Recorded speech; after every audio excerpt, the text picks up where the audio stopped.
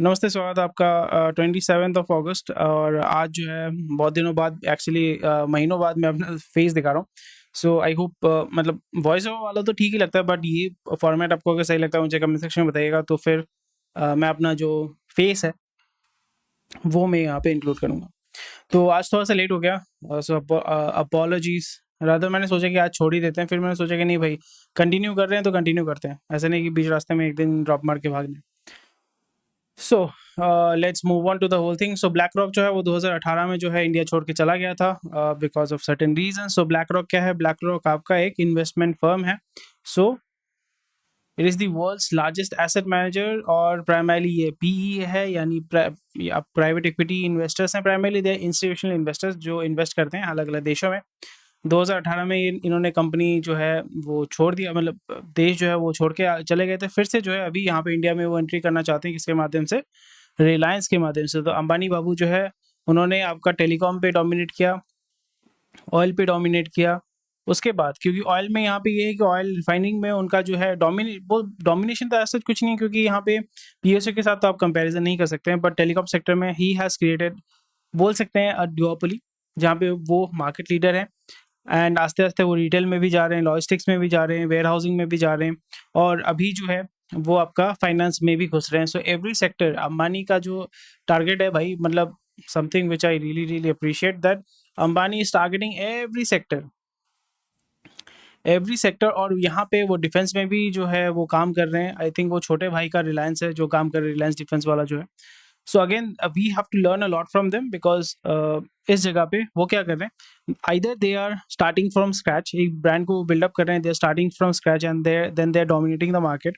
नहीं तो वो क्या कर रहे हैं, जॉइंट वेंचर के माध्यम से, यानी किसी दूसरे बंदे का इसमें एक्सपर्टीज है तो उस बंदे को पकड़ के इस बिजनेस में घुसते हैं, फिर इसको जो है डोमिनेट करते हैं। They are doing the same thing.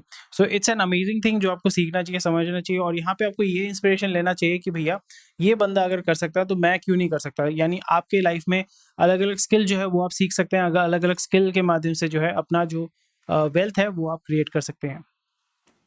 RP Sanjiv Goenka Bain Capital to buy Aqua Farm. So Aqua Farm को परचेज करना चाहते हैं 4500 करोड़ प्राइस पॉइंट में। Okay, so QIA closing in और investing $1 billion in Reliance Retail. So again ऊपर हमने क्या बात किया था कि ब्लैक रॉक जो है आपका जियो फाइनेंस के माध्यम से, यानी अंबानी के साथ हाथ मिला के वो आ रहे हैं यहाँ पे। और कतारी इन्वेस्टमेंट अथॉरिटी आपका जो है कहाँ पे इन्वेस्ट कर रहा है, वो रिलायंस में इन्वेस्ट कर रहा है। सो अगेन अंबानी जो है, अंबानी वही काम कर रहा है कि वो रिटेल में भी डोमिनेट करेगा, वेयर हाउसिंग में भी डोमिनेट करेगा, लॉजिस्टिक्स में भी डोमिनेट करेगा। जो आपका जियो मार्ट है, जियो मार्ट क्या है? जियो मार्ट तो प्राइमरली वही है ना, प्रोडक्शन एंड डिस्ट्रीब्यूशन। और यहाँ पे वो अलग अलग ब्रांड्स को भी पकड़ रहे हैं, जैसे आपका कैंपा कोला। मैं कुछ दिन पहले मैंने देखा था कि स्प्राइट का जो बोतल होता है ग्रीन कलर का, जो कैंपा कोला का मैंने एक देखा कि ग्रीन कलर का कैंपा कोला लिखा हुआ है। सो ऑलरेडी उन्होंने मार्केट में जो है पेनिट्रेशन शुरू कर दिया है।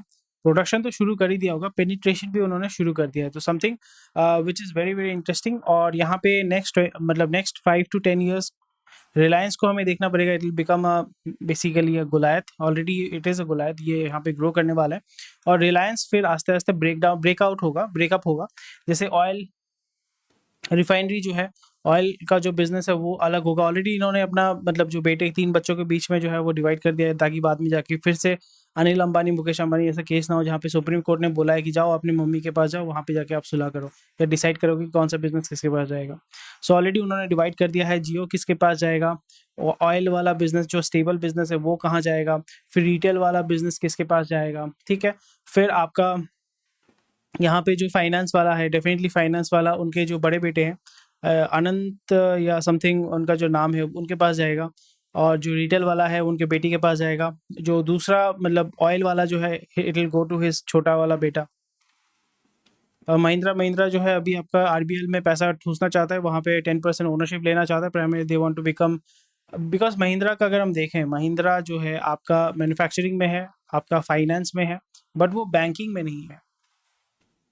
कोटक महिंद्रा, मतलब ठीक है, कोटक महिंद्रा में वो काम कर रहे हैं, बट बैंकिंग सेक्टर में वो उनका खुद का बैंक नहीं है। सो आरबीएल बैंक को जो है वो यहाँ पे ओनरशिप लेना चाहते हैं, फिर बोर्ड मेंबर हो जाएंगे। बोर्ड मेंबर के बाद स्लोली एंड स्लोली उसको कैप्चर करेंगे, then they will take over the bank. क्योंकि अगर आप कोई भी बड़ा बिजनेस फैमिली हो या बड़ा बिजनेस हाउस हो या बिजनेस नेम हो, यहाँ पे उनके पास एक बैंक होना बहुत ही ज़रूरी है। इधर इट कैन बी एनबीएफसी, इधर इट कैन बी बैंक, क्योंकि वहाँ पे फाइनेंसिंग जो है इट बिकम्स ईजियर, क्योंकि आपको फाइनेंस करना पड़ता है। फाइनेंस, लेंडिंग, ये सारी चीज़ें जो है आप उसके माध्यम से कर सकते हैं। सो आपका एक्वा फार्म जो है वो आपका स्पेशलिटी जो है केमिकल तैयार करता है। मंगवानी यानी आपका सिंधी फैमिली है। For water treatment okay, they want to sell the whole company itself. So यहाँ पे जो है 70,000 टन फॉस्फेट वो तैयार करते हैं। तो अगर आपको पता नहीं कि फॉस्फेट कहाँ पे इस्तेमाल होता है, सो फॉस्फेट प्राइमरीली आपका आई थिंक वाटर प्यूरिफिकेशन में आपका इस्तेमाल किया जाता है।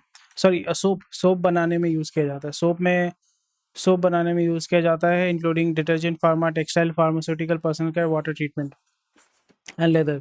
तो अगर आपको कोई पूछता है कि भाई फॉस्फेट कहाँ पे यूज़ होता है, तो फिर आपको पता होना चाहिए सबसे पहला चीज़, फॉस्फेट इस्तेमाल होता है डिटर्जेंट बनाने में। पेपर, आई थिंक उसको पेपर को यूज़ कर, अच्छा पेपर है।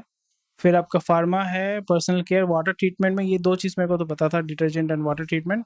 Pharma, personal care, paper, textile मेरे को पता नहीं था, लेदर का मुझे पता नहीं था, सो आज मुझे पता चला। तो आपको भी पता चल गया मेरे साथ, बहुत बढ़िया। रिलायंस रिटेल का जो revenue rises nearly 20%, so again Reliance is dominating the market. So Reliance में I am little bit confuse, Reliance और Jio Mart, is it the same thing? क्या वो सेम कंपनी के अंदर आता है या सेम ओनरशिप के अंदर आता है, ये हमें देखना पड़ेगा। बिकॉज जियो मार्ट अगर most probably it will be a separate entity, Reliance retail will be a separate entity, क्योंकि इसके अंदर आपका आज जियो आता है। सो इतने सारे कंपनीज खोल के रखें, आधा चीज़ तो समझ भी नहीं आता है। सो मारी को जो है, यानी मारीवाला का जो कंपनी है, to buy majority stake in plant based nutrition brand Plix. So something which might be interesting, वो अपना जो है प्रोडक्ट लाइन उसको इंक्रीज़ कर रहे हैं। वेगन, ये सारी चीज़ पे जो है, क्योंकि अमेरिका से जो है इन्फ्लुएंस होकर इंडिया में ब्रेन वॉश होकर लोगों का दिमाग में चलता है कि ये करना है, गोरा जो कर रहे हैं हमें भी वो करना है। तो उस जगह पे जो है वेगन वाला जो कॉन्सेप्ट है वो इंडिया में बहुत ज़ोर शोर से आ रहा है। टोफू, ये सारी चीज़ें जो है वो इंडिया में टिपिकली चलना नहीं चाहिए, बट अगेन स्टिल जो गोरा मूवमेंट है वहाँ से आपका इंडिया में आ रहा है। सो ये कंपनी है उसको डोमिनेट करने की कोशिश करेंगी, try to make money from there. वाह, गुजरात में और एक इंटरनेशनल एयरपोर्ट बन गया भाई, राजकोट। सही है यार। एक कंपनी जो मैं यहाँ पे डेफिनेटली देखूंगा इस वीक में, थोड़ा सा इसमें स्टडी करूंगा, गेल। गेल जो है यहाँ पे 7 million tons of LNG to meet domestic demand. So again जैसे मैंने बताया था, एलएनजी का पर्पस क्या है, और गॉडफ्रे फिलिप्स में मैंने एक टाइम में इन्वेस्ट किया था। गॉडफ्रे फिलिप्स अगर आपको पता नहीं है, it is company of Lalit Modi. Lalit Modi याद है? ललित मोदी, यस, मोदी, ये ललित मोदी का कंपनी है, गॉडफ्रे फिलिप्स, और ये सिगरेट बनाती है। बहुत पैसा है, बहुत पैसा कमाते हैं। एनीवे, सो यहाँ पे मैं क्या बात कर रहा था, मैं बात कर रहा था एलएनजी के बारे में। एलएनजी का जैसे मैंने बताया था कि आपका जो है पेट्रोल, डीजल, वहाँ से जो ट्रांजिशन होकर, ट्रांजिशन फ्यूल जिसको हम बोलते हैं, बिफोर मूविंग टुवर्ड्स हाइड्रोजन और इलेक्ट्रिक। सो सबसे पहले आपका डीजल जो है वो डीजल अभी बोल सकते हैं कम हो गया है। पेट्रोल है, पेट्रोल कभी जाने नहीं वाला है, और पेट्रोल को जो है ट्रांजिशन के माध्यम से अभी एलएनजी, एलपीजी पे चलेगा, एलएनजी पे चलेगा। फिर उसके बाद सीएनजी पे चलता है और एलपीजी पे भी चलता है। कोलकाता में जो ऑटो है वो एलपीजी पे चलता है। फिर उसके बाद आपका slowly and gradually it will move towards LNG, और natural gas will act as a, और सीएनजी आप बोल सकते हैं कंप्रेस्ड नेचुरल गैस या लिक्विफाइड नेचुरल गैस। ये सारे जो है आपका एक ब्रिज के हिसाब से काम करेगा। उसके बाद we will either move towards hydrogen cell, और either we will move towards battery जो है it is much expensive, not that efficient, but hydrogen, liquid hydrogen looks like a very promising stuff. तो अगर आप जेम्स मे को जानते हैं, तो अगर आप जानते हैं तो मुझे कमेंट सेक्शन में हाँ बताइएगा।